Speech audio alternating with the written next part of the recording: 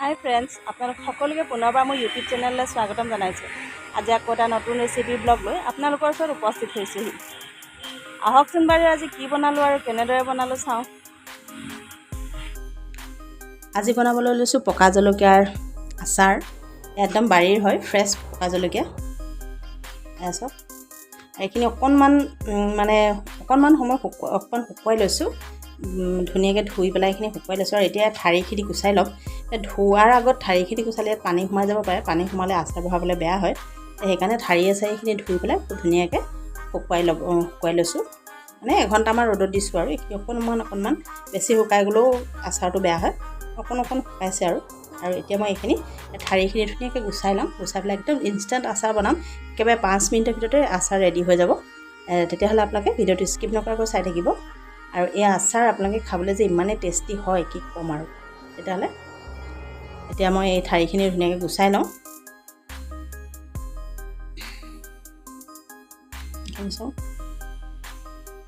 এইটো অকণমান সাৱধান হ'ব, কাৰণ এই জলকীয়াবোৰ জ্বলা। এনেকৈ জলকীয়া ঠাৰি গুচাওঁতে পুৰিব পাৰে হাতত। গ্ল'ভছ পিন্ধি ল'ব পাৰে আৰু নতুবা কাটিও দিব পাৰে কটাৰী বা কেঁচিয়ে।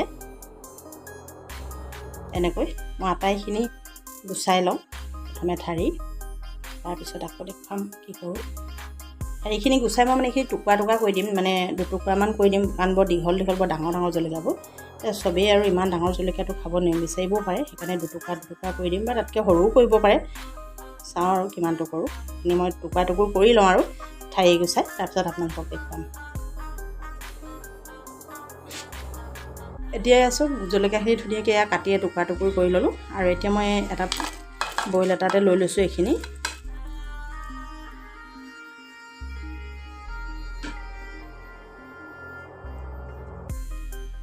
আৰু ইয়াতে দি দিছোঁ হালধি।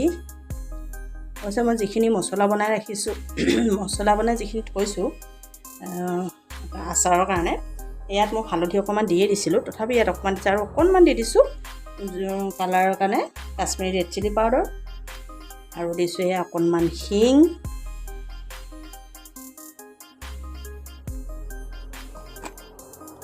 আৰু এয়া দিছোঁ আচাৰী মছলা। এইখিনি মই বনাই থোৱা হয়, হোমমেড হয় এইখিনি। যদি আপোনালোকে ৰেচিপিটো চাব বিচাৰে তেতিয়াহ'লে মোৰ ভিডিঅ'ৰ ডেছক্ৰিপশ্যনত ইয়াৰ লিংকটো দি দিম, আপোনালোকে চাব পাৰিব। বহুত বেছি মছলা নিদিওঁ, জলকীয়াত অকণমান কম মছলা দিলেই ভাল লাগে। আৰু ইয়াতে দি দিম মই এতিয়া ভিনেগাৰ অকণমান। আপোনালোকে নেমুৰ ৰসো দিব পাৰে, মই ভিনেগাৰে অকণমান দি দিছোঁ।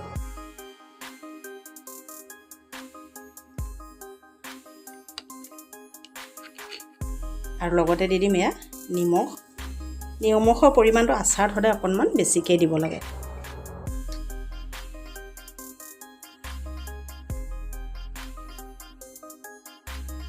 আৰু এতিয়া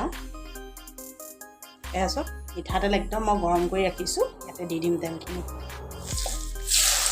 জলকীয়া হয় যিহেতু অকণমান সাৱধান হ'ব, নহ'লে গেছটোৱে পূৰা নাকে মুখে ধৰিব।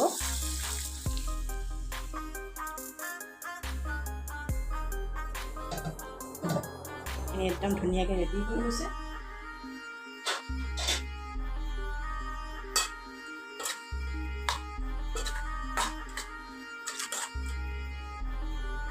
আৰু ইয়াতে ইচ্ছা কৰিলে আপোনালোকে নহৰু কেইটামান দি দিব পাৰে। নহৰু দিলে ইয়াত আচাৰটো খাই খুব ভাল লাগে, মানে জলকীয়া আচাৰত নহৰু দিলে খাই খুবেই ভাল লাগে। ময়ো দিম নহৰু। এতিয়া মই যিহেতু নহৰু গুচাই চাফা কৰি থোৱা নাই, বাকলি গুচাই থোৱা, সেইকাৰণে দিয়া নাই। মই ইয়াতে নহৰু কেইটামানো দি দিম। আৰু এই যিখিনি মছলা দিলোঁ, ইয়াতে মই দিছোঁ আজৱাইন, সৰিয়হ, ক'লা সৰিয়হ, বগা সৰিয়হ, আৰু লগতে দিছোঁ জিৰা মানে গোটা জিৰা, ধনিয়া, তাৰপিছত আপোনাৰ হালধি অকণমানো দিছোঁ, আৰু জালুক দিছোঁ। এই আটাইখিনি মই মিক্সিত, চফ, এই আটাইখিনি মই, আৰু লগতে অকণমান পাঁচফোৰণো দি দিছোঁ, মেথিও দিছোঁ। এই আটাইখিনি মই মিক্সিত ধুনীয়াকৈ ভাজি লৈ এইখিনি মিক্সিত মাৰি লৈছোঁ। আৰু এইখিনি মই ইয়াতে এতিয়া মছলাখিনি ৰেডি কৰি ভৰাই ৰাখিছোঁ। আৰু এতিয়া এইখিনি মই ধুনীয়াকৈ আমাৰ ৰেডি হৈয়ে গৈছে। এতিয়া আপোনালোকে এইখিনি একদম লগালগে খাব পাৰিব এইখিনি আচাৰ।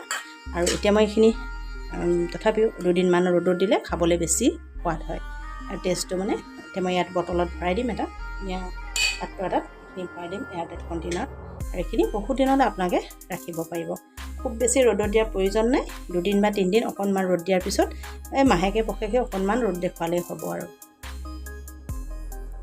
এইখিনি তেলখিনি যথেষ্ট গৰম হৈ আছে অকণমান ঠাণ্ডা হৈ লওক তাৰপিছতে এইখিনি মই বটলত ভৰাই দিম আৰু এই ঠাণ্ডা পিছত আপোনালোকক বটলত ভৰাই দেখুৱাম বাৰু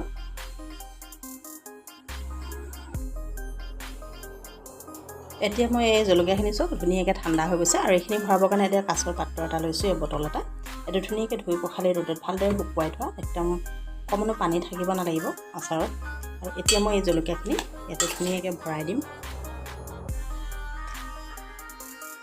গোন্ধটোতে খাওঁ খাওঁ লাগিছে এই জলকীয়া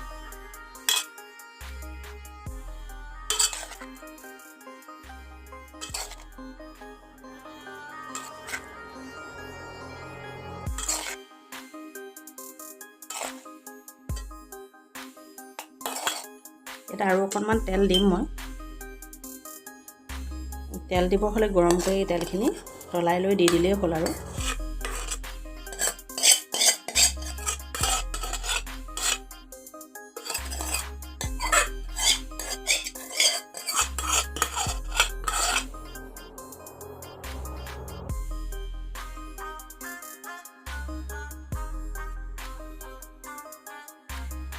এয়া চাওক এইখিনি এতিয়া আমাৰ একদম ধুনীয়াকৈ ৰেডি হৈ গৈছে এইখিনি দেখিছেনে এয়া আচাৰ আপোনালোকে ৰুটি ভাত পৰঠা চবৰ লগতে পৰিৱেশন কৰিব পাৰে এনেকৈ অকণমান আচাৰ ল'ব আৰু মাৰি দিয়ক আৰু ভাত দাইলৰ লগত